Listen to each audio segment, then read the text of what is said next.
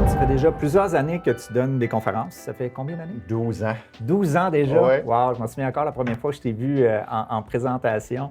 Écoute, tu as toujours été excellent dans tes présentations, mais je me pose la question, comment tu as fait pour trouver ton sujet, l'expertise dans laquelle tu voulais développer ta présentation? Écoute, pour moi, c'était important d'intégrer du vécu dans la conférence parce que moi, je pense que pour donner une bonne conférence, il faut que ce soit un sujet qui te passionne, qui vibre, dans lequel tu vas être authentique. Fait que pour moi, je voulais avoir du vécu.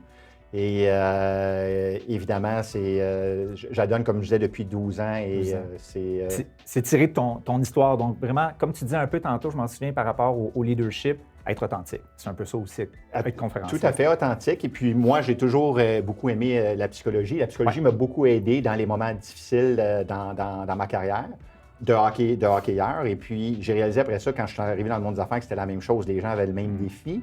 Et c'est dans les moments difficiles que moi, je trouve que tu apprends. Quand tu frappes le fond du baril, c'est là que tu vas au fond de tes émotions, que tu développes ta résilience, ton caractère, ta discipline. Donc, c'est un peu ce que je partage avec les gens. Fait que c'est du vécu et il y a beaucoup d'authenticité dans ma conférence. À l'intérieur de ça. Puis, ça m'amène, puis je ne t'ai même pas préparé à cette question-là, ça m'amène à une autre question. Steven, qu'est-ce que tu trouves le plus difficile dans ton métier, dans le travail, dans le métier de conférencier professionnel? Bien, écoute, moi, je te dirais, ça va être drôle à dire, mais c'est un sujet qui m'allume beaucoup, qui me passionne beaucoup. Je te dirais, probablement, c'est peut-être le stress de 10-15 minutes avant de commencer la conférence. Okay.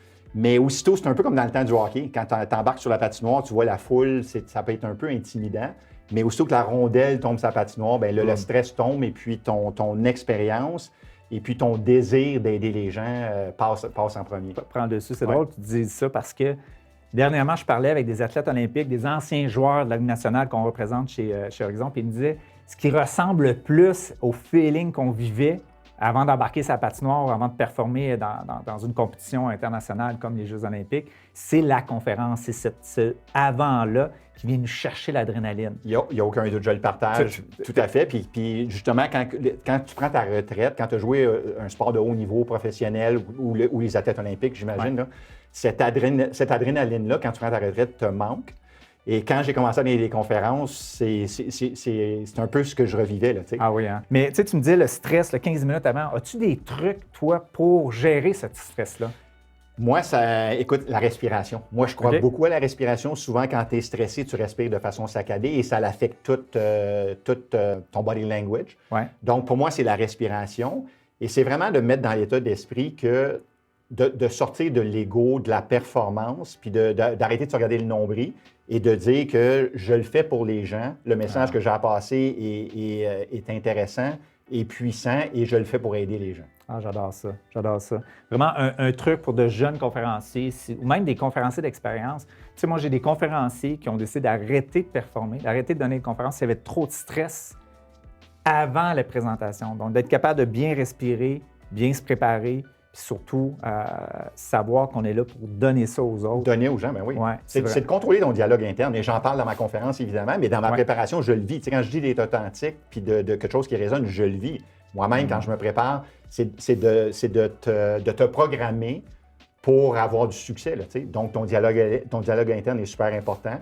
Et de là, le message que je le fais pour les gens, je le fais pour les aider, et tu te mets dans un état d'esprit là, où ce que tu veux donner, où tu es dans la générosité. Là.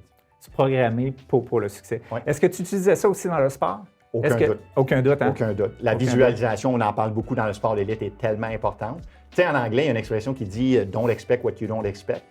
Ouais. Et c'est tellement vrai. Tu dois voir clairement c'est quoi ton objectif, c'est quoi tu veux atteindre. C'est la seule façon d'y arriver. Oui, non, tellement. Puis, écoute, c'est de mettre en pratique ce qu'on dit sur scène.